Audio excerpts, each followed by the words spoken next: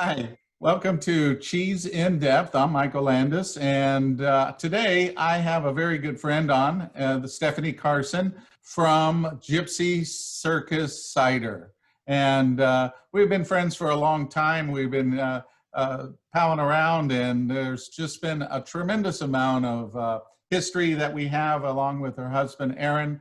A lot of things that have happened in the past of us doing events occurred when we met in Asheville in I think it was a winter warmer, and I was working with Highland Brewery doing a beer and cheese event and met Aaron there, and he invited me to an event that he had going, and from there it just cascaded on where Stephanie and I had worked in many events in Denver and in Colorado and just all over, and Atlanta, and the Thirsty Orange events and beer and cheese. So there's just been a tremendous amount. So it's always fun to have friends on, and also people that I have a lot of admiration and respect for.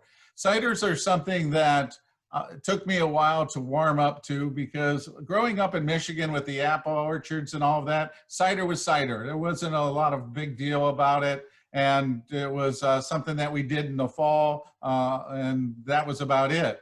And then as it progressed, ciders became more and more trendy, from Europe to the United States, and all kinds of clever things. And then it started becoming artisan, where the actual fruits of the apple are making a difference. And so today we get a look at a nice variety and get a little bit more understanding about the differences between using the artisan direction versus just a cider coming out there. So I'm going to turn it over to Stephanie, and she's going to introduce you to her company, and then we're going to taste some ciders with some cheese. Stephanie? It's not a tough job that we have today to talk about cider and cheese, for sure. We are a Gypsy Circus Cider Company. We were founded in 2016, and actually at the time we're the state of Tennessee's first craft cidery. And in fact, initially the state wasn't even sure exactly how to license us, which was really interesting. But we are family owned. We are veteran owned as well. We've been named the Cider Producer of the Year in Tennessee in 2016 and 2018. It's important to us that as much as possible we use locally sourced and fresh pressed apples. And in the South, you know, we are relegated often to culinary apples, ladyfingers and things like that. We have produced some series where they're very varietal specific, like we recently did a series of Arkansas Black. So that's, you know, that is definitely interesting and fun to work with. It's important to us that we don't use any high fructose corn syrup in our cider. We don't use any extracts. If the flavor can't naturally occur, then we don't use it. And I think that's an important distinction, because to your point about kind of taking a while to warming up to cider, you know, don't tell anybody, but it took me a while to warm up to cider, because the only cider I was familiar with was cider that was super sweet. Often that cider that you find that is mass produced on a large level is done with concentrate and not fresh pressed juice. And so, you know, for your viewers that are also kind of being skeptical about cider, I would encourage them to try local cider, to try cider that is actually making that distinction of using juice. Okay, so tell us a little bit about, you know, what you have going on and some of the things that you've done. Sure. So we are now, we just finished our 4th year. We had our 4th birthday right in the middle of the pandemic. So we'll have to wait for that party. We're headquartered in Kingsport, Tennessee. And we opened up with a 40-barrel facility back in 2016. We've since more than quadrupled that at our Kingsport location. And then coming up in about 6 weeks, we'll bring our barrel house on board that's in Knoxville, Tennessee. And that'll be the Southeast first wild fermentation cider facility. So we'll also be producing there. And if you want to get really nerdy about production, yeast is like kudzu if you're from the South. It spreads. So you can't ferment cider, and it's the same as for beer. And if you have wild yeast, you can't have regular strain yeast in the same facility. So it was important to us to kind of continue our creativity, because we're always trying to innovate and think of new ways to do things, to have a facility that we can literally get wild and kind of funky And so we're really excited to have Knoxville, coming online. There'll also be a tap room and a restaurant, also an event facility associated with that. We are distributed throughout Tennessee and the top 33 counties of Georgia. There's a lot of folks that ask us to go further, and we're kind of looking at going a mile deep versus a mile wide. We really enjoy the culture here in the South and introducing people to cider that have said that they didn't like it. It's interesting. I'll share with you. Recently, we were analyzing our sales over the last 4 years, and when we first opened in our Kingsport location, we have 20 taps. 10 are dedicated to beer, 10 are to cider and meads and things like that. And I would say we probably had about 40 to 45% beer drinkers coming in back in 2016 when we opened. And now on a nightly basis, the beer drinkers are less than 10%. So I think that's really interesting and demonstrates a shift in the Southern market of asking for cider, expecting cider, understanding that there's fun ways to enjoy it and it's not all super sweet. So you use a couple orchards, correct? Yes. So we've got several orchards around the state of Tennessee that contribute to us. And we've also got a pilot orchard that's relatively small at the cidery itself in Kingsport. So we don't have the luxury of a lot of cider producers in New York and the Great Lakes, and even to some extent in Colorado, where they can be, very specific about where they get their apples from. We just don't have that luxury, but we're able to make a lot of magic happen with what we can get. So tell me about the name. So Aaron and I, my husband, are huge travelers, and we have been called gypsies in the past because we can't seem to sit still, although our stint here in the South has been our longest time in one place. And so, we love to travel. We also love to expose other people to that love of travel. And so when you look through our ciders and the taste profiles, many of them are very internationally influenced. We've got, Lotus Dreamer, which is Thai tea.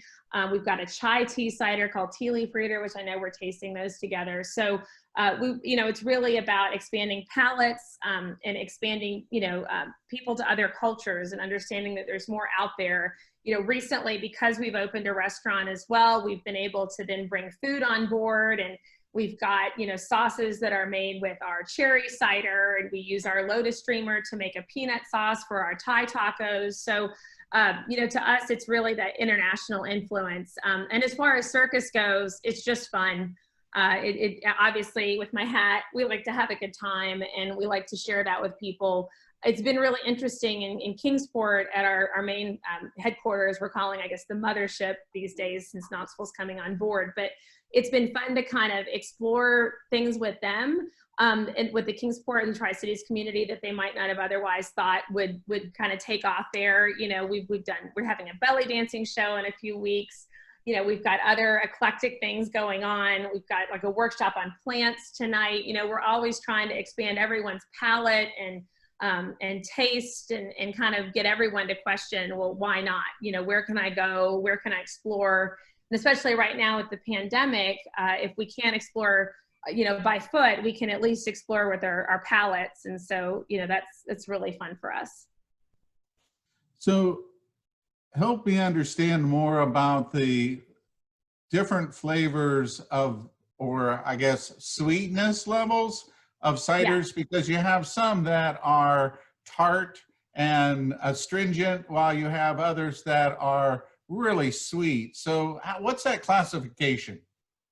Yeah, I mean, you'll hear there's sweet, semi-sweet, dry, semi-dry. And my experience in the market in general is that you will find on a mass-produced national scale, most of what you'll find in the grocery store would be what we call semi-sweet. And then, a lot of your artisan producers like us lean more towards the dry side. A lot of it has to do with the apples that are used, no doubt, but it also has to do with if there's sugars added after the production process. And we, more often than not, do not add sugar. Which is why our ciders lean towards the dry side. We do have one called Queen of Swords, which we're we're tasting. That is a sweet cider, and I joke with people that it's kind of our gateway drug. You know, I might get people in to drink Queen of Swords, and then in about a month time, they're not messing with that anymore. They've already, you know, gone to our drier stuff. So typically, is there a apple assigned to the cider? Like, No. like a cider would be made up of this style of apple, or are they blended? They're blended. In our case, they're blended. Like I said, with the exception, we just did a series with Arkansas black apples, and so that was very specific. But because we're relying upon, like I said, you know, largely culinary apples, it's a blend of apples. Okay, so you were talking about the barrel house and that, and so how's that going to affect the products that you're having out now? What type of products will be changing or adapting to it? Nothing will be changing. You know, we keep, I mean, you would laugh here if I have all the cans in front of me, and I know you have them as well with you, and, you know, we keep adding.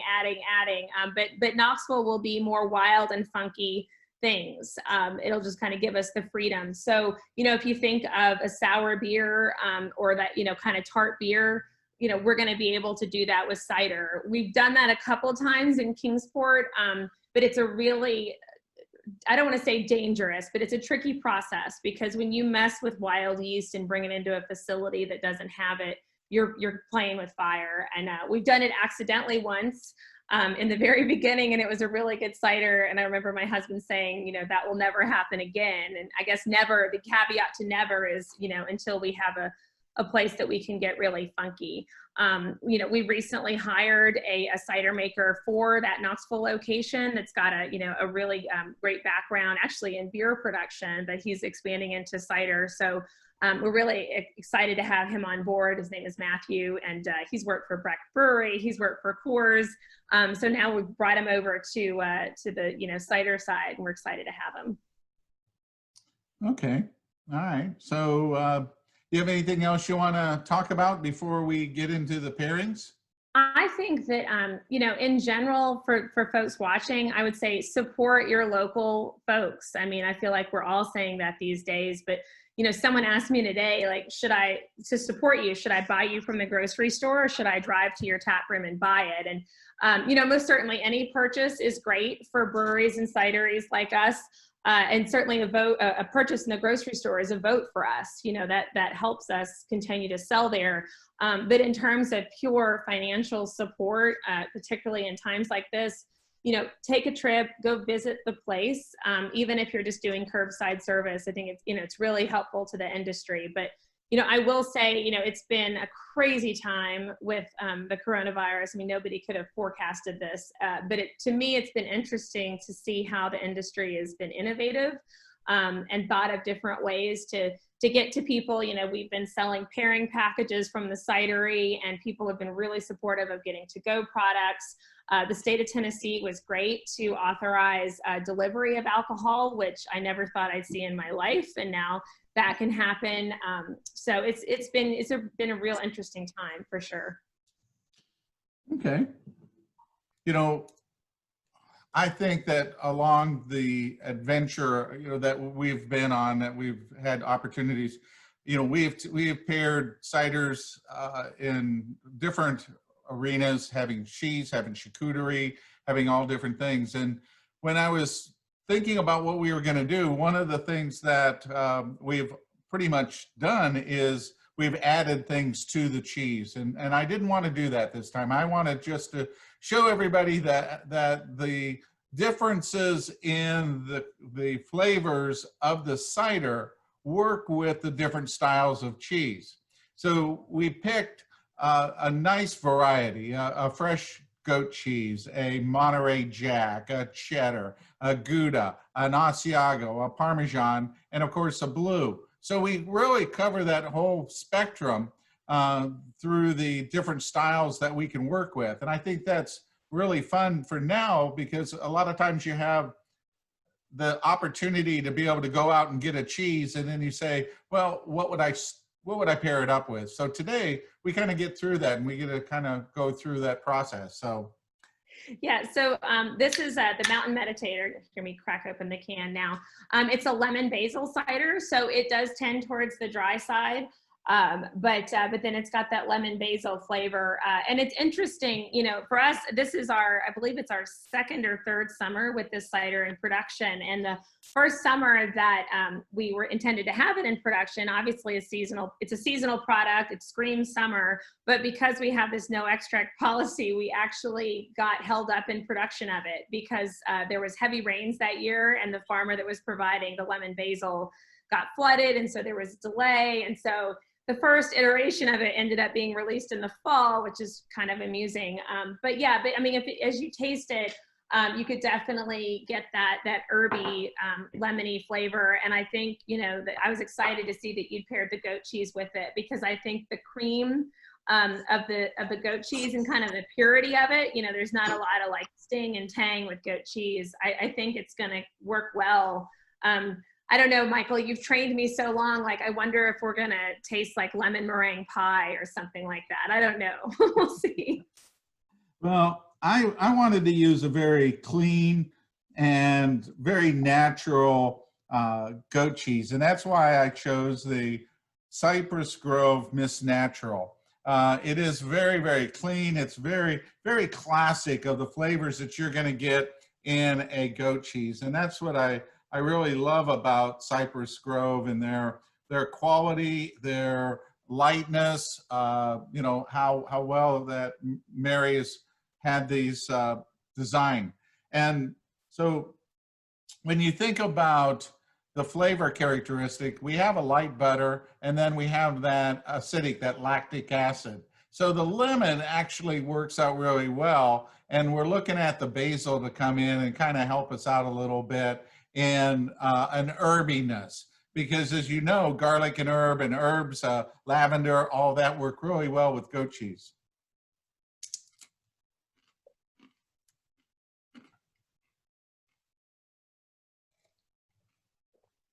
Mm. And for the cracker, so I don't have to use my fingers, I'm using the fire hook, and these are organic Mediterranean style crackers. It's just sea salt, so it's very, I wouldn't say that it's bland at all. It's very flavorful, but it doesn't really interfere with the flavors. I'm not adding anything on there. So with the cider, you described this as a semi-dry. Yes. So I get a nice sweetness out of here. I can definitely taste the apple flavor, and that lemon is very much on the background, bringing a little bit of acidity, but the basil is absolutely fabulous. And with the cheese, it brings more basil out. So you get the goat cheese, you get the lemon, you get the butter, you get the basil. It's really a nice, simple combination. This would be really fun for, you know, right after lunch, or before dinner, because it's so light and easy. You know, you could sit out, have a little picnic with this without any trouble. Right. And I think, you know, a lot of people see lemon basil, and I think it's the basil that makes them reticent to try this. And, you know, once we can get them in the tap room and they have a sample glass, then they get it, you know, then it works. And as you mentioned, like, it's a nice afternoon drink for sure. And I would say, you know, to folks, I mentioned extract and things like that. I mean, certainly there's a nose on this for sure. That is, you know, you can definitely sense that herb, you know, but I always tell people, like, how do you know someone's using those real ingredients? And even though I can smell it, it doesn't smell like a Jolly Rancher. You know, that's normally when I hold something in my nose and it smells like a big old Jolly Rancher or a lollipop, that's normally when I know that that someone has chosen to use extract. And some folks do. We just make that distinction. There's an earthiness to its nose, which is really nice. It's very, very pleasant. So where'd you come up with the name of Mountain Mediator? It's Mountain Meditator. Yeah, and no, that's okay. It's our continued effort. all of this is part of our elixir series. So if you look at the can design, it's always someone personified. And so the name has to reference Mountain Meditator. We've got, Lotus Dreamer. So it has to be a person, in reference to a person. So, and in terms of Mountain Meditator, this basil was grown in the mountains of East Tennessee. So that worked nicely for us, and obviously makes a nice little alliteration. So it worked for our marketing folks too. All right.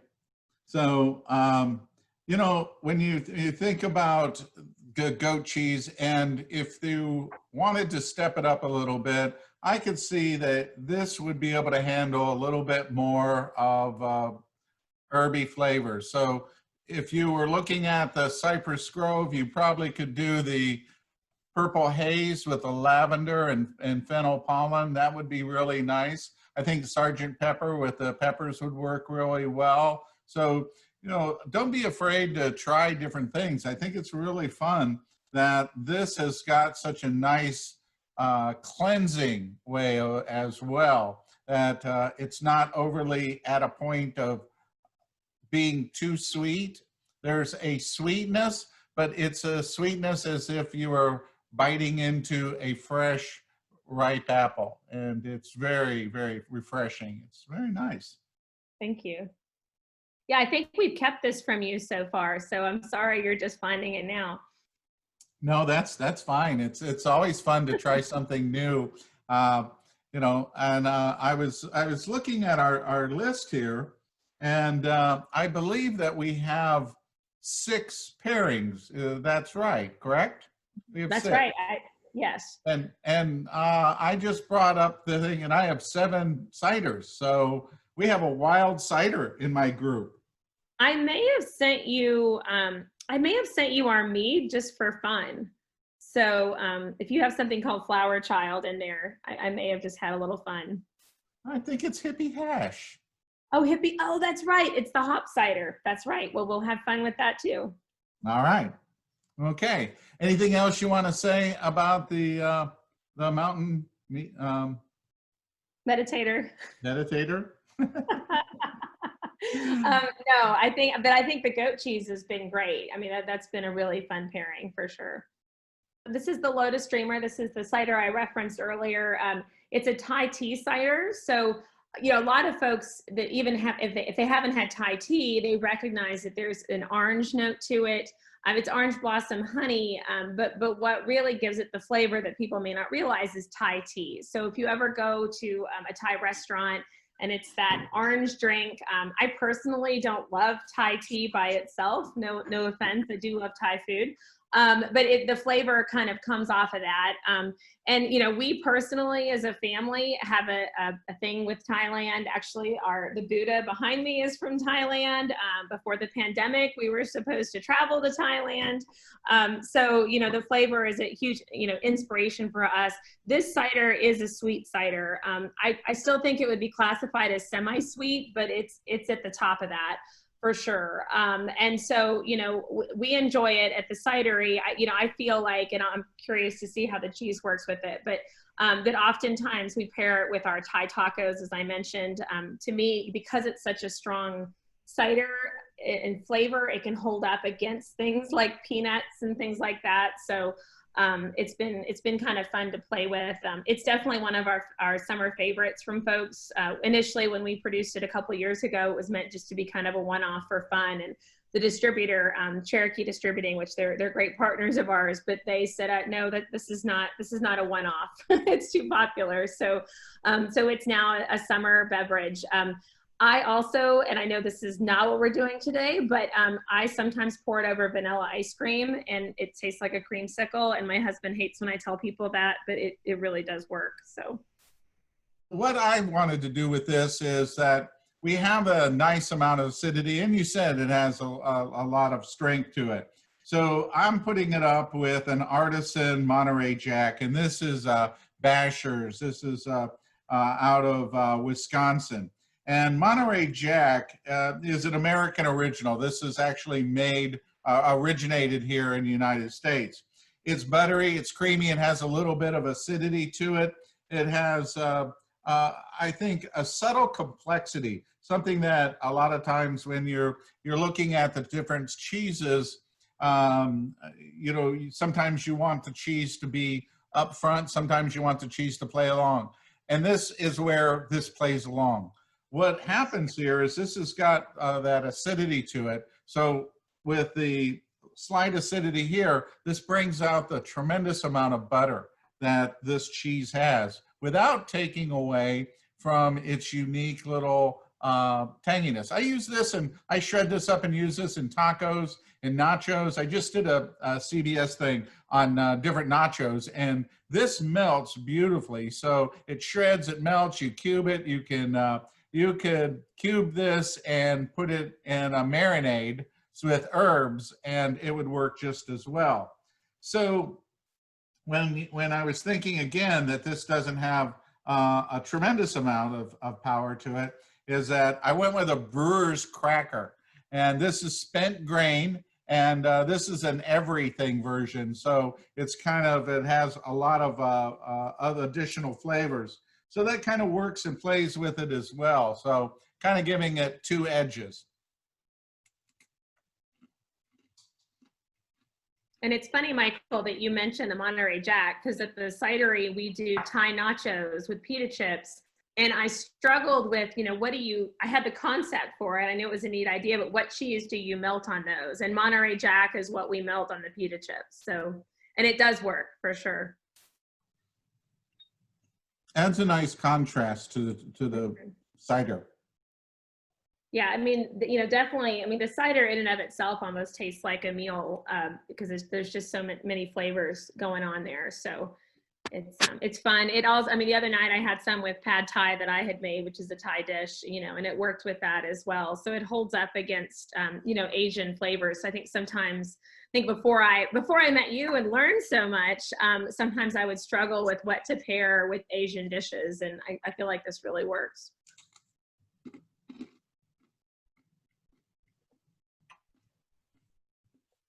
There's a tartness that you get from it with the cheese that's really pleasant. It's not puckering. It's a nice tart apple that is very refreshing. This is something that I think the hotter it is, the better that this tastes, because that tartness, it really doesn't wear on you. It feels very, very light. Even though that there's a lot of intensity here, it does have a lightness to it that's very, very refreshing. And you know, the orange blossom honey on this is spectacular. Adds a nice balance of flavors.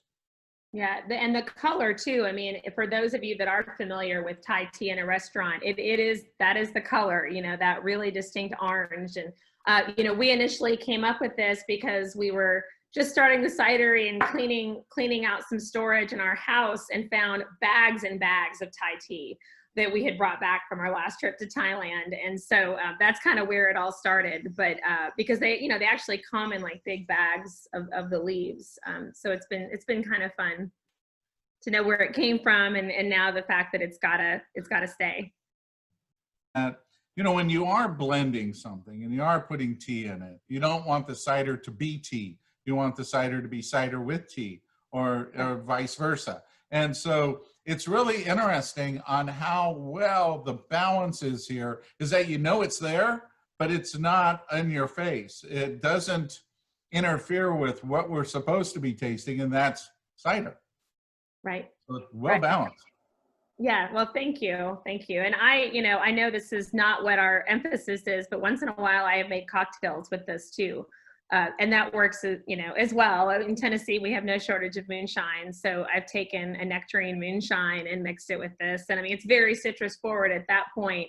You can have fun. Like I mean, we were at a festival and I was rimming glasses with Tang, which, you know, I think they still sell Tang. Somehow I found it. It was probably made like 30 years ago.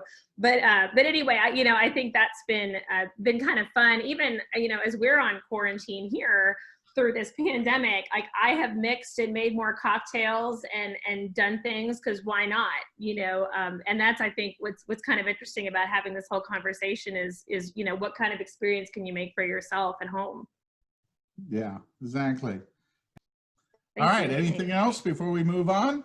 No, no, I mean, I can hold the cans up side by side. It's kind of fun. I mean, I did this the other day, but when you look at, I mean, there's always the woman, you know, that's personified there on all the cans. So it's kind of fun. You know, I don't know how often people actually look at it, but you know, the artwork is important to us, you know, just as the cider. So we have fun with that too.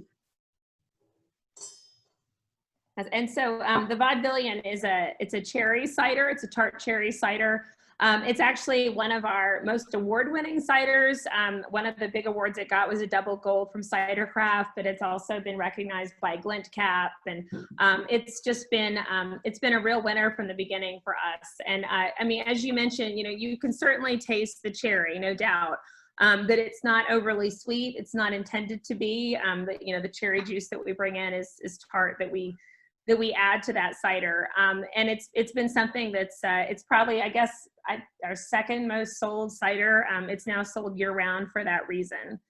But it pairs quite a, you know, pairs a lot with a lot of different things. It pairs well. We also take this cider often and barrel age it. We've got a version of it aged in whiskey barrels that also won some significant awards and recognition. And I think there was an article in Cidercraft for that as well. So it does some fun things. You know, we have fun playing with it. Yeah, you and I have done several things on this, and I have to say that I drift toward the cheddar pairing with this. Is that I think that this is one of the flavors that really works well. Rutherford and Meyer, they do some amazing fruit spreads, and they have a cherry, and I gravitate toward that cherry with the pairing of cheddars more than any other flavor. And today I'm using Fiscalini, and I really love the Fiscalini's style, California style of cheddar. It's very traditional to what typically you find in cheddars. This is a white cheddar, which means that they didn't add any coloring to it. Annatto doesn't change its flavor that way. But one of the things about this is that you can feel a little bit of grittiness on that, which is what's known as calcium lactate, and that's a really good thing in aging. And this is their traditional cheddar. So if you're thinking of, because of the cherry here, you can really go a little more, where when I say traditional, it's just shy of sharp. So you get a lot of butter, you get some tanginess, but it's not really pushing that edge of a super sharp or anything like that. So another choice would be like the Bandaged wrap that's very earthy, which works really well with the stone type of cherry that you get out of here. So I really like the flavor characteristics of it. You don't need a cracker. You just take a bite of the cheese. And, you know, in preparing this, don't cube it, you know, slice it, make it so it's easy to be able to take a little bite from.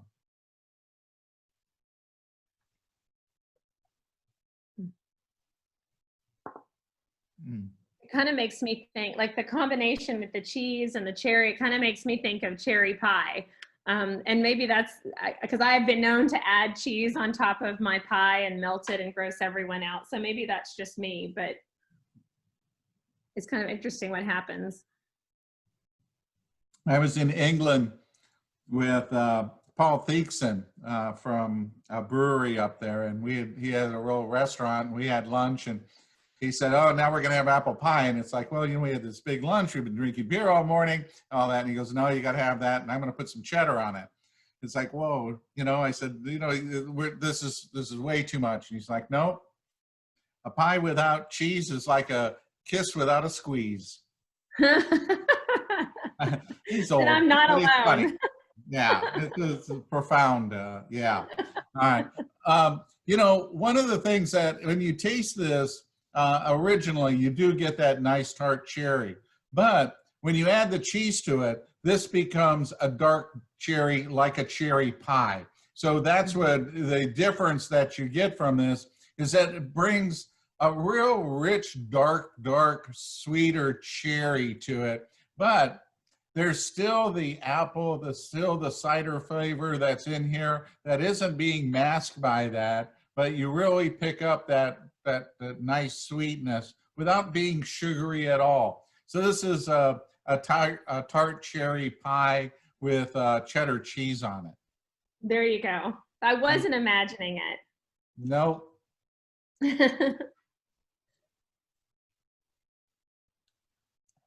This is a wonderful dessert. I would pair this if you were to have like a roast chicken or roast pork, something like that, and you wanted to have a complimentary dessert with it. This would fill that void, because the cheddar and these two really do give it a nice balance of flavors of the cherry, of the butter, of the cheese, of the cider. Everything really comes together in a real big flavor without being overly sweet, but not overly tart either. So it's a very, very nice experience. Very, very pleasant. And we've cooked with this as well. You know, once in a while I'll have a growler at home go bad. And so then what do you do with it? It's flat. So I've marinated pork chops with the cherry and grilled them that way. At our restaurant, we actually use the cherry in our barbecue sauce that's served with a lot of our menu items, and that works really well. So, you know, that's kind of a fun thing too. If you find that you've got product in your fridge that you've let go for whatever reason, you know, cook with it, reduce it down, make sauces, you know, you can have a lot of fun. Yeah, actually, you know, when you were here last year for scalloping, when we went out from there, I have some ciders that were left from that, and that they're still good, but we have used them in a glaze, this tart cherry, and the glaze is really amazing for turkey, for chicken, for that. It's just really, really nice, and this reduces really well. Yes. Yeah, it does. It does. I think we need to queue up those scalloping photos, Michael. I don't know if we had a producer or something behind the scenes, we'd have those. Yeah, that was a fun little trip. Really enjoyed that. Scalloping season just started again, so you know, I was thinking, oh man, it just seems so long ago that we did that. But that was fun. It was a great little weekend. Yeah, it was. Yeah. It was. Well, I think I've aged about 5 lifetimes since then. So it does seem like a long time. I think we all have. Yeah. So. All right. Anything else on this Elixir series?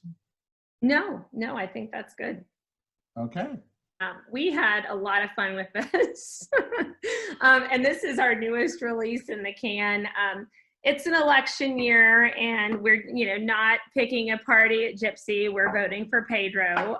But, you know, as you read the can, which I know you can't get to it all in the picture, but it says, you know, tired of the same old thing, want to mix it up, be like Pedro and drink Tennessee cider. Want to grow a mustache in a couple of days, vote for Pedro. So, you know, it goes on and on. You know, you've met my husband, Michael. You know, he's got a weird sense of humor. And so this can is the iteration of all of that twistedness, I think. It is really interesting. I love the retro look. I think that's really cool, is, you know, being able to have that. It does remind me of the, dating myself, of like the 60s voting buttons, you know, vote for candidate. Yes. And it has been one of our more popular ciders this summer. And I say cider, it's a misnomer, it's a cider, which, you know, just a point of education, and many people may know this, but it's a cider, C-Y-S-E-R, and that is a fermented honey and cider, which is kind of you know, it's not a drink that you see often. Certainly don't associate often carbonated. So, you know, it's kind of a different thing. But, you know, that's one thing that we've done. You know, we are a cidery, but we're also a licensed winery. So we have been playing around with meads and ciders and what, you know, what can we do with honey? And so that's been fun as well. In here, that honey, it is fantastic. You know, it's absolute. You taste the cider, you taste the meat, you taste the honey, and all those things are right in there. It's like you sliced it and you're trying to, you get the three parts of it. That's really great. I mean, I like that. Yeah. And so you know, what we have for this one is that I went with the Marique, which is a 2-year version instead of being the younger one. And the advantage of that, and this is kind of like what I was thinking about it, was that with the Marique, you're getting more of the maple caramel flavors than I would have with a younger version of it. So I really wanted to bring out that, because this can really work well. As a matter of fact, when you put these two together, it tastes like apple pie. The Gouda actually creates that flavor of the richness of an apple pie with the flavors here. Yeah. Really amazing.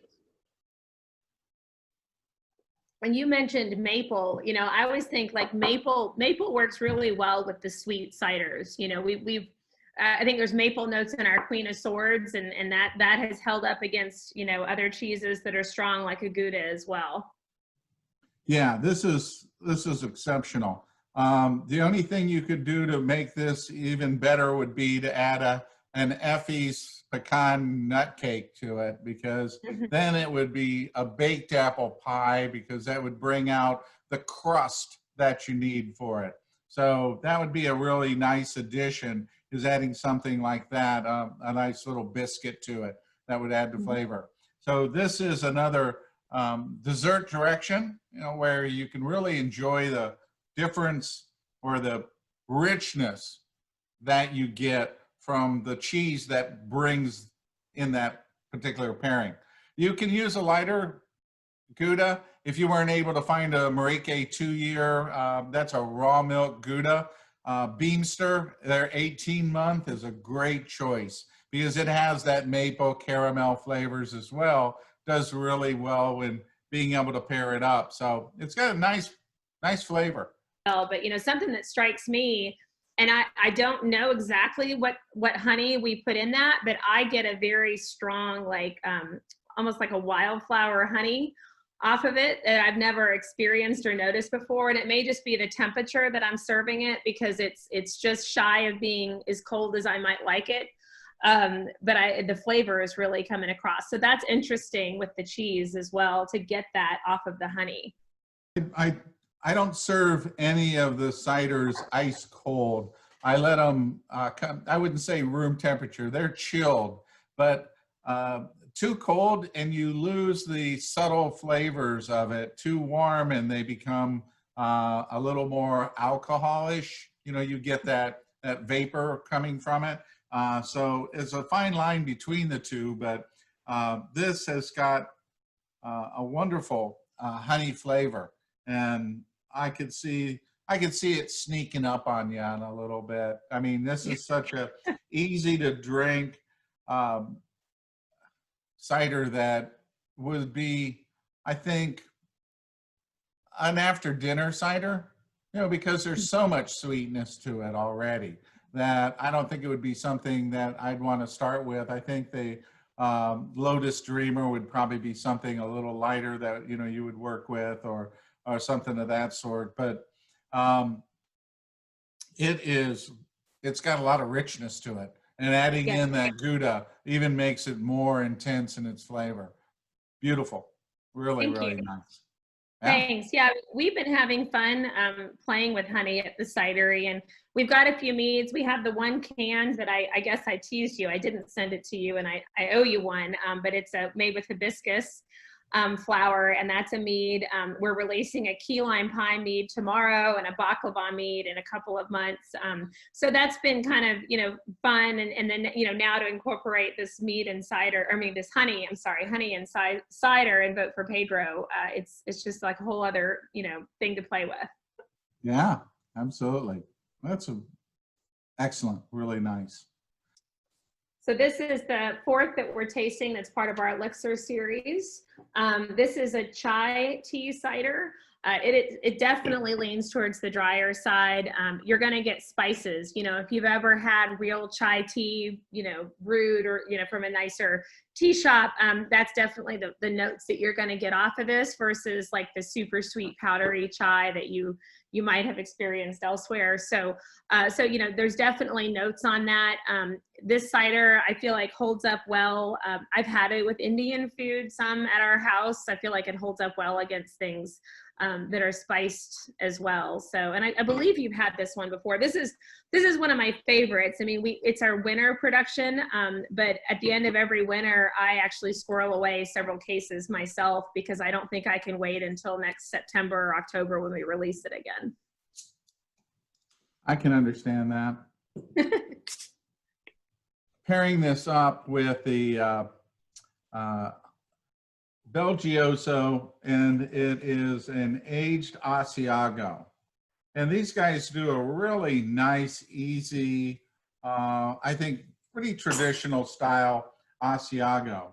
And they also do a Asiago Fresco, which is a lot like a Monterey Jack in that respect, with a little bit more tanginess. But what I like about the Asiago is that it's kind of like a cross between Parmesan and Cheddar. So you get that, you get both of those flavors there. You get that hay, that nice flavor that from the Parmesan style. There's so much aroma on the nose on this, though. That's one of the things that is just really beautiful. Yeah, as I remember, this is one cider that has done really well when we've been in Atlanta and Denver at some of our tasting events. And, you know, I always think if I have a truckload of it behind the convention center, we could probably move it. Yeah, yeah. There's a nice tartness, but also at the same time you have that real well-defined flavor of the tea. You can really taste the leaf. You can really taste the slight earthiness that comes with tea without being overly strong, but it's almost like a cinnamon nose or an anise nose, something of that sort. It's got a spiciness, maybe little hint of nutmeg or something of that sort that comes across on the nose, but doesn't really come across on the flavor. But with the Asiago, it really brings out the butter of this particular cheese. And it's very nice to have that tartness kind of drop down a little bit, and it brings out a little bit more of the sweetness of the cider. But that, what I think is really nice is being able to keep the tea flavor and to be able to keep that slight earthiness with the combination. Yeah, I find this cider, and maybe it's the Southerner in me because we drink tea all day here, but I find it sessionable. You know, I have, can drink this a couple at a time, in a setting versus, some of our other ciders. Like I absolutely love the Lotus Dreamer, the Thai tea cider, but after one can, like I'm good. It's just kind of a one can deal. So for me. Yeah. Yeah. I agree. The sweetness on there can wear your palate down pretty fast, whereas the lightness on here, it's kind of like in wines, a nice Sauvignon Blanc makes it really very light for a summer day, whereas a heavy oak Chardonnay would be, wear you down after a glass of that. So this is very nice. It brings some nice flavors to the cheese, The cheese brings nice flavors of sweetness to the cider. So there you go, nice compliment. Yeah, thank you. Yeah. So when I was looking over my shoulder here at the last two cans, I come to the conclusion that the Queen of Swords was inadvertently replaced with the Hippie Mash, and no Queen of Swords in my selection. Oh my gosh, are you serious? Yeah. Who did that? I don't know, because the next can is a Raindancer. Yeah. I'd like to blame someone, but I only have myself to blame right now. So I apologize. And the shame of it is the Queen of Swords and that blue cheese you have is like the magic pairing of all pairings. So, well, for me, we have done that. I think every single pairing we've ever done is Queen of Swords have always been with the blue. And yes. So the difference that I have on this one, and I'm getting a little ahead of myself, is that instead of just using a traditional blue, I decided to go with the smoky blue with Rogue, because I wanted to add a barbecue flavors to it, because that's what you get out of a smoked blue. And this is really exceptional. So I kind of side dance that, but anything else that you want to say about the tea leaf reader before we go on to the Raindancer? No, I can't think of one. I do remember going back to the Queen of Swords, and I believe the last time you were at the tap room, we wanted to almost pair the blue with the Lotus Dreamer. So that might work. I know we've already tasted that, but I think that was our second choice pairing. Yeah, we've done. It's interesting that our initial times of being able to pair things is that we sat down at the bar, we opened up the cheese, and we started pairing things that we thought would work really well. And we narrowed them down to, what would be the best one, what would be the next best one, where would you go from there? And then we would have one that would be like, oh, it's perfect with this, and it's perfect with that. So if we don't have one that's going to work with this, then we can switch it either way. And that's what we did with the Lotus. Is that it was universal for blue. We could use it for blue, or we could use it for another cheese. And so the choice is that's where we came up with that. Right. And I'd be curious too to see what Vote for Pedro did with the blue cheese. Pedro would be just as good, because you want to have that sweetness on here, but we'll try it. One of the fun things that we can do when we finish here is to try different crossovers. And but that's actually the opposite of the way that we do our pairings. Is first we try everything, and then we get it all settled up and we work from there. So that's a little different. All right, so let's go ahead and hop into the Raindancer then. So the Raindancer is one of our two flagship ciders. It's part of what we call of the core series at Gypsy, and it and Queen and Swords were our two first ciders. Raindancer was the first because we tend to drink drier ciders in our household. So you make what you like yourself. And so we started out with Raindancer. So, you're going to get, to me, it's a very clean cider. It pairs well with a lot. It also, I've used it to make Bloody Marys. I know that sounds crazy, but it works. It makes a great mimosa because it's very champagne-y in its profile. So it's just a good, easy drinking cider. It's not got added sugar to it. It is just the apples and fermentation and carbonation, which, there's some days that, it's maybe a day that one person might have a sessionable beer or a light beer. To me, that's what Raindancer is. It's just a very approachable cider.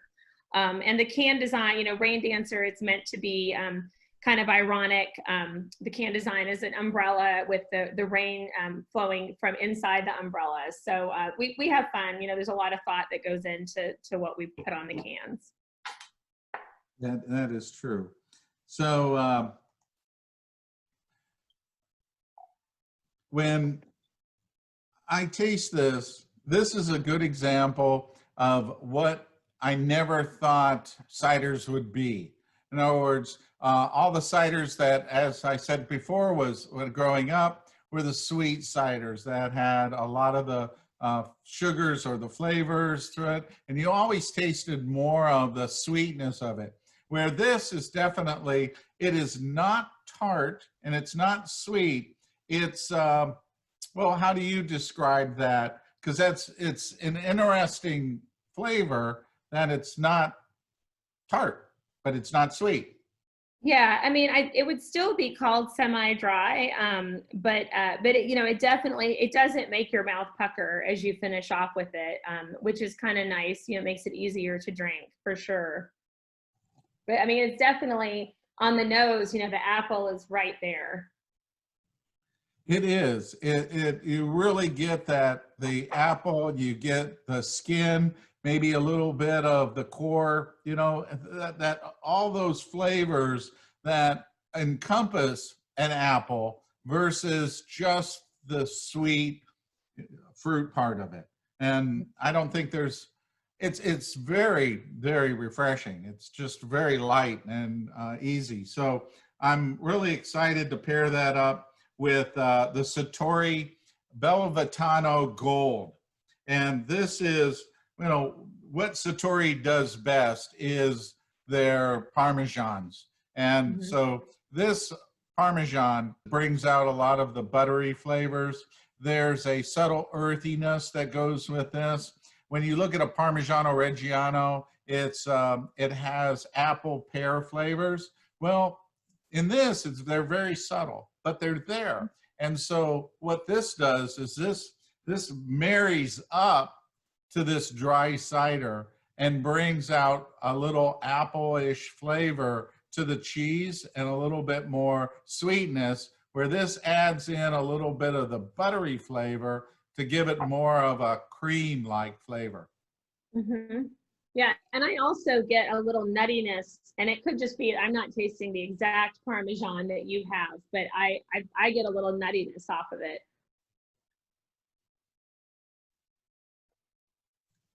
I could see that, Yeah. where that's coming in. This is just one of those cheeses, kind of like the Monterey Jack, kind of like the Cheddar, where you can just make this a meal by itself. The flavors are so rich, so buttery. The tanginess takes that intensity, that richness down a little bit. Doesn't disturb it, but what it does is it makes it more lighter, where you can enjoy more. You probably, instead of eating 3 or 4 ounces, 6 ounces, and not really feel, like it's a big thing. Because a lot of the cheeses, with all that protein in there, they become really heavy and full.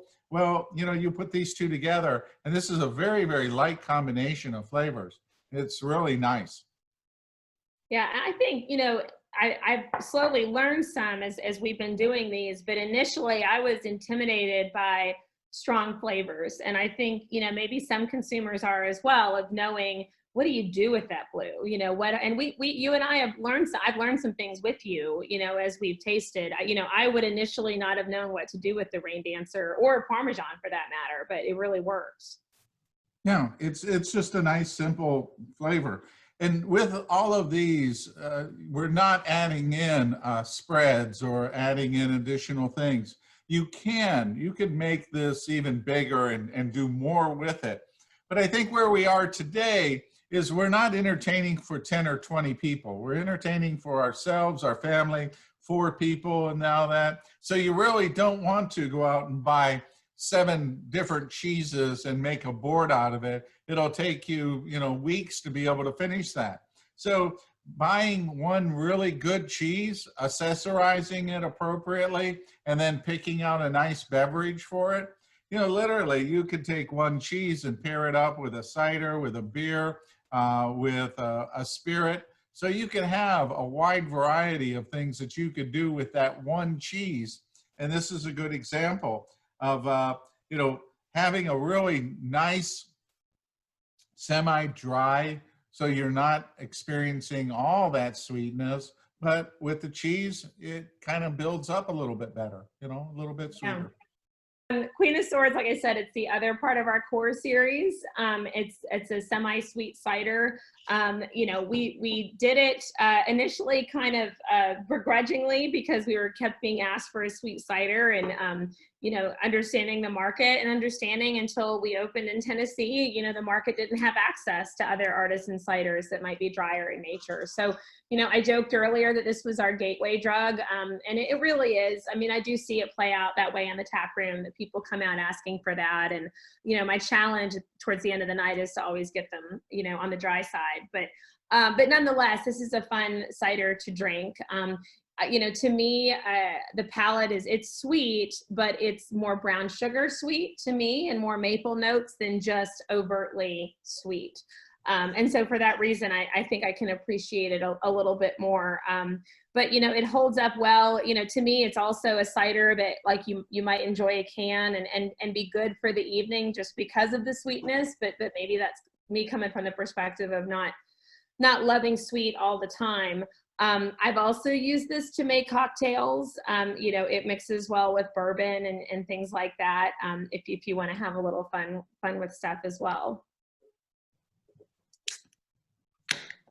So, and you know, Michael, I'm sorry that I feel very guilty to be drinking this in front of you, but. I thought that Vote for Pedro would be a good substitute, but in reality, I think it's even a better substitute with the Smoky Blue. Is that the Smoky Blue? There's only a couple Smoky Blues made in the world. Rogue is focused on using local ingredients, so they use the local hazelnut shells to do the smoking on this. So it's a little unusual on that. It has a barbecue meaty flavor to it that is very unique. And a lot of times, you know, when we talk about blue, and I say this so often, everybody should know this by heart, is that people that say that they don't like blue haven't had an opportunity to be able to try the different varieties. It's like going into a produce department, picking up a vegetable, taking a bite of it and saying, I don't like any vegetable here, without knowing that or acknowledging that every vegetable is going to be different.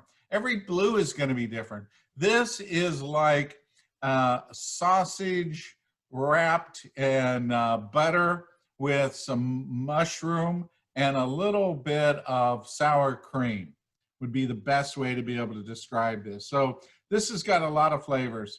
I would say that the smokiness and the butter are right up on top of this. So this is really where you're really going with that.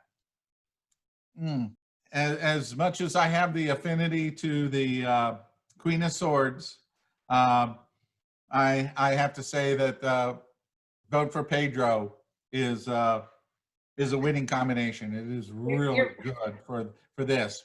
Where this might be a little much for like a Gorgonzola or a Stilton. It may not it may overpower it, but for the Smoky Blue, this is actually a little bit better of a choice. So tell me, how did you end up with the name Queen of Swords? Well, the Queen of Swords is a tarot card reference. So, you know, I hate to keep showing the cans, but there is a card on the can that's cutting a trunk of the tree that is in the shape of an apple, you know. So again, it was just, it really came down to being a clever name. I'll just be honest with you, and kind of worked with our whole theme. And, you know, with Gypsy, none of our names or our marketing or anything like that is by accident. You know, we have a couple other brands in the family, like Graffiti Garden and our wine Unicorn Tears. So we just kind of put silly names on things without any rhyme or reason. But Gypsy, we really try to be consistent, and Queen of Swords, you know, fit the mold for that. So I remember we did an event in North Carolina, and you had a circus event going on there. and Yes. it was a very, very warm day, and you were wearing about an 80-pound dress of queen. Yes. Yes. It was my repurposed senior prom dress. Really? Made out of 12 pounds of velvet, I think. Yes. Yes. It was, I mean, it was the 90s. That's all I can say. Well, repurposed really well. I always remember that as you being the queen at the Yes. event. Yes, yeah. The name of the festival was All Ale to the Queen, so it was a good use of the dress for sure. So, Yes, but absolutely. yeah, we certainly. I mean, the backstory on us as owners is that we got to know you before we ever thought we were gonna run a cidery. I would have told you you were totally, lying if you had forecasted this. It looks like we did it on purpose, but we didn't. We started out running beer festivals because I'm a closet. I love craft beer as well. Quite honestly, that's kind of how I found the craft beverage industry. But yeah, that's where we got to know you, is running events. And so, maybe that's where the Gypsy Circus part of it comes from, because we do like to have a lot of fun and, kind of came at it from that circus atmosphere. I think that festival was one where we all often had like circus acts performing as well in the middle of the festival too. So. Yeah, I think you had rented out the facility that they were shooting Homeland, and it Yes. was a giant, cavern that they had, and so you had people hanging and spinning from the ceiling. Yes, that's right. That's right. That's right. We've done that, and then our event that we were together at last year in Denver, the Cider Circus, we had a giant water slide brought in That's for true. Right, right. So I mean, what could possibly go wrong with people drinking in a water slide? Yeah, well, we don't tell people about that part. Say that you know, it went I I really never well. I never saw you on the water slide, by the way. I just want to say. Well, I actually was slinging, I think I calculated out at Right. something like 2,400 pieces of cheese, That's right. like in 4 hours. Yeah, it was, Yeah. I think 6 cheeses, and people would walk up and they would say, "Can I have all 6?" Yeah, sure. So, it was like make a little 6-person thing. And I had my line was clogging up the facility. But Yes, it yes, was, that's right. I remember that. So, but it's always fun to see you bring cheese to, beer or cider events, because it does introduce people, to a whole other world that I don't think that they might have considered. So, we've done a lot together in that, and it's really been fun being able to show people how cider works so well with cheese. And I remember in Denver having a little booth, and it was kind of like, guess the pairing. So people would come up and tell me what they were drinking, and then I would figure out from the cheeses that I had what would be the best pairing on that. And I remember a couple that, I think they went to every single booth, got every single cider, and came up to get something through there. I must have seen them like 32 times they came through there. So it's really cute. yeah, I've also enjoyed at times getting reactions from the cider makers, because we often do a night before a smaller cheese and cider Oh, event. And especially the first year that we did it, I mean, some of the looks on the faces of the cider makers that were experiencing their product for the first time in a different way, I think was really neat to see as well. yeah, it's a great experience for people to be able to try different things with the same style of cheese, and to see how it works so well. And we had the cider U, where we did some things with that, and did a little bit of pairing, some very simple things but fun. And ciders and cheese work out very, very naturally. I think when you talk about the traditional wine and cheese pairings. Wine's fruit. So, you're working with a different style of fruit than you are with apple. But in reality, I would say that there would be more people that have a palate for cider than they do for the diversity of a lot of the wines. And Yeah. and cider is not nearly as complicated in pairing with cheese as wine is. Wine is a little more specific, where cider is a little broader. And so you can do, I think, a lot more with cider and cheese without causing a negative reaction. In other words, you're gonna have more chances of having a really great pairing with cider than if you are experimenting with wine. Not that they don't do great wine pairings. It's just that universally, we can do a lot of fun things. So I think we should step into that Hippie Hash. And so Hippie Hash is it's a hopped cider. It's a great cider to try if you are a real hophead. If you love IPAs, it's a great cider to give it a shot. So it is steeped in hops. And to be totally honest, the first year we made it, we perhaps oversteeped it in hops and then learned that a little hops go a long way. So it's going to have a lot of back end taste for you as you taste it, as hops do. I find that when I drink hoppy things, my first hoppy beer, it's like, woo. And then by the second one, I'm up to a double IPA, but I'm curious to see what you think about that. Cause I don't know that you're a huge IPA guy, but I love IPAs. I'm very fortunate that we have Cider City with one of the best award-winning IPAs here in Tampa. Their Highlight IPA, which is available almost in every state now. So that's just really cool that it's taken on that power. But okay, so for me, I brew, so working with hops and then pairing with beers. One of the advantages that I have is brewing with Chris Johnson with 610, and you've met them here in Tampa, is that he's a technical brewer. And so he does a lot of descriptions on the style of hops and the things that you can do with them. So my first, smell on this is the hashish flavor that you get off the nose on this. But the hoppiness in here is herbal. You really you don't get that beer citrus or pine. This is really a nice herbal, I'd say branching on like rosemary style. There's some sweetness on the nose. That's very pleasant. Yeah, I mean, in some ways you might be able to appreciate the hops in a different way, because they're not all muddied with the other flavors associated with beer. But it's a fun cider to drink. I mean, I still love drinking beer, but sometimes I don't want to fill up with as you do with beer. So it's kind of a great substitute for that.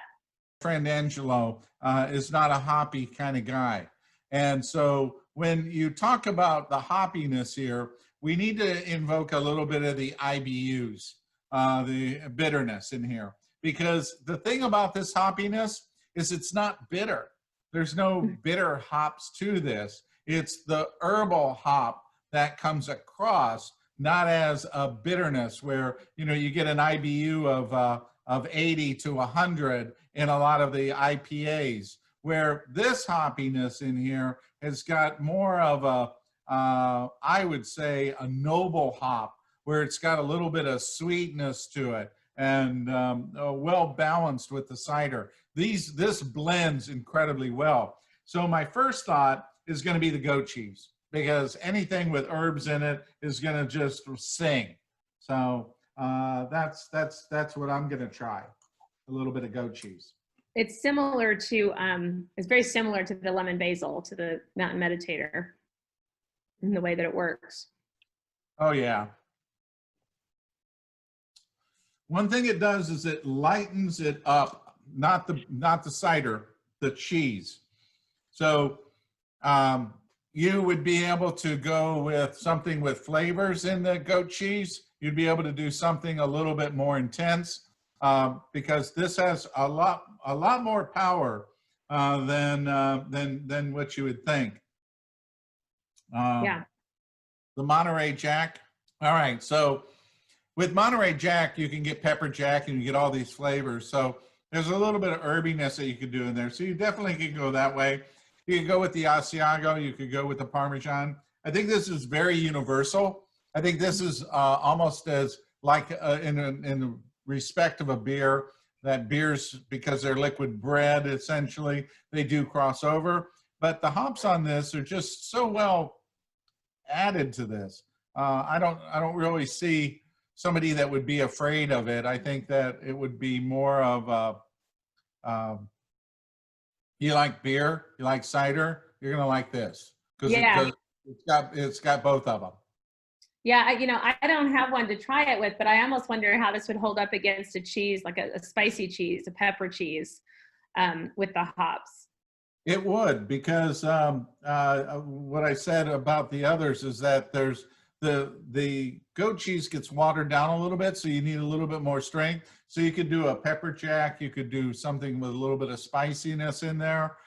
Now, so that was a nice surprise, right? We discovered that for Pedro that worked with our blue, and then you got to try the Hippie Hash, which I don't think you've tried that one either. I'm not sure. So I have not, but I love the can. I think that this is so cool that it's just you do so well in your art and the way that it looks. It's just really, really cool.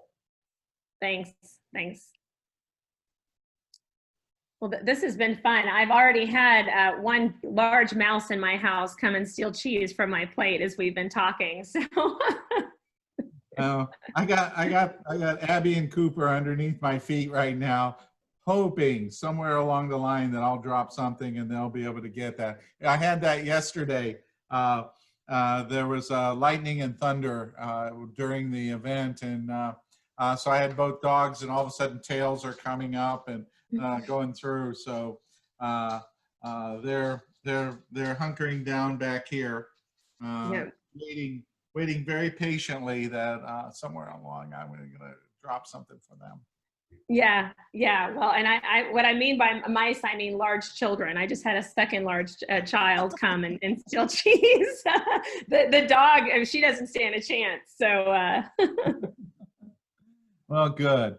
All right. So this has been fabulous. I've missed you so much, and Aaron, and seeing you guys all together and that. And I'm glad that we had an opportunity to be able to sit down and play a little bit, talk, and kind of hang out.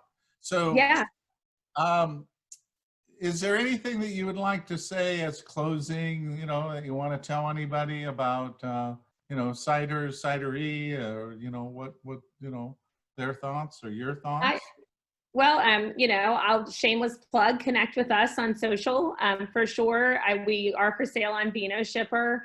If you're just listening and have to have some, if you're not in the Tennessee or Georgia area, and beyond that, seek out the local folks in your area, whether they're local cideries, certainly support them, but look out for your local breweries. And, most of us love talking about the whys. That's been part of the best part of this conversation today is kind of reliving with you, well, why? Well, oh yeah, that's right. Lotus Dreamer came from the fact that I found Thai tea in the back of a closet. All those, everybody's got those fun stories. And that's part of the benefit of supporting the small craft breweries like 610 where you are. There's heart to it. People have laid things on the line, especially right now with the pandemic. So support them as much as you can. And I think, we've proven today, and you continue to prove with all these sessions, Michael, that, we're all missing experiences during COVID, but we can bring some of that home, with a simple trip to the grocery store or your craft brewery or cidery. One of the things that I want to say is that when you're supporting local, you're supporting families, you're supporting families upon families. When you think about it, how many people that you have working for you that have a family that you're supporting, that they're being supported because somebody went out and they bought a cider. That cider, went to pay for everything that goes on down the line, which is supporting the families, which is supporting a small business. And that is where the hardest hit is. They're not getting a $1.5 billion bailout for something that only, you know, that is used by commodity. This is a family, and that's where we are right now. By supporting you, by supporting the smaller cheese companies, we're supporting families. Yeah, well, no, it's great. I mean, you're great. It's been so fun to be on this journey together, and like, my goodness, like, we just, all the iterations of our lives and the cities we've been in, and you know, I think now we're all learning a new skill, right? You've built this awesome virtual series, and the infrastructure for that, and you know, we've built, you know, alcohol delivery now that we can do, and you know, expanded takeout services and all that. And you know, I think personally in our household, we're like, well, what else can we leave COVID with? What other skills can we have, you know, other than cleaned out closets? Because how much of that can you do?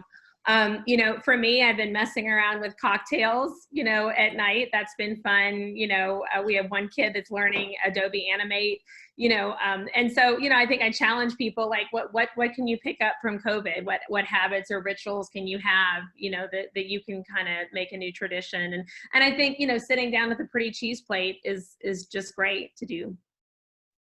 You know, I opened up everything here, so I'm going to need another shipment. You know that, right? Yeah, right. Absolutely. And I hope you can find a friend tonight. I hope Joan is around. She is, and she's off tonight. She doesn't have anything there, so she's going to surf through these along with I'm Cheese, sure. which is going to be our happy hour in the next few minutes. So. Oh, that's great. Well, thank you so much. And thanks to everyone that's watching this, you know, live and for the replay. And it's great that people are wanting to learn about the industry. Yeah. Well, thank you for sending out the great ciders. And again, you know, we both send our love to you and Aaron and the girls, and hope that you guys stay safe, and we get to see you in the near future safely, and be able to celebrate together. Absolutely. Yeah. All right. So take care, and you know, we'll talk soon. All right. Thanks, Michael. All right. Bye now. All right. So for everybody else, thank you again for spending the time with us. We really appreciate it. Tomorrow is a morning show. I'm going to be starting off at 10 a.m. with Mary Quick. Since coming out of England, we have that time difference there, so we'll be starting that.